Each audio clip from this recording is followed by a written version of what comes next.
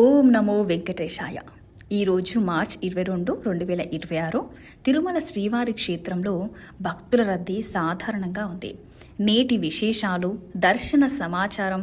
టోకెన్లు లేని భక్తులకు శ్రీవారి దర్శనానికి సుమారు 8 నుంచి 12 గంటల సమయం పట్టవచ్చు. ఇక ప్రత్యేక ప్రవేశ దర్శనం 300. ముందుగా టికెట్ల బుక్ చేసుకున్న భక్తులకు సుమారు 2 నుండి 3 గంటలలో దర్శనం పూర్తవుతుంది. ఇక కంపార్ట్మెంట్లు వైకుంఠం క్యూ కాంప్లెక్స్లోని కొన్ని కంపార్ట్మెంట్లు భక్తులతో నిండి ఉన్నాయి. నేటి సేవలు, అలాగే కార్యక్రమాలు. నిత్య సేవలు. ఆలయంలో సుప్రభాతం, తోమాల, అర్చన వంటి నిత్య కైంకర్యాలు శాస్త్రోక్తంగా జరుగుతున్నాయి. అర్జిత సేవలో భాగంగా శ్రీవారి భూదేవి సమేత మలయప్ప స్వామికి కళ్యాణోత్సవం, ఉంజల్ సేవ నిర్వహిస్తారు. భక్తులకు సూచనలు. తిరుమలలో వాతావరణం ఆహ్లాదకరంగా ఉంది. ఎండ తీవ్రత కొంచెం పెరిగే అవకాశం ఉన్నందున తగిన జాగ్రత్తలు తీసుకోగలరు. క్యూ లైన్లలో వేచి ఉండే భక్తులకు టీటీడీ అన్నప్రసాదం, పాలు, త్రాగునీరు నిరంతరం అందిస్తుంది.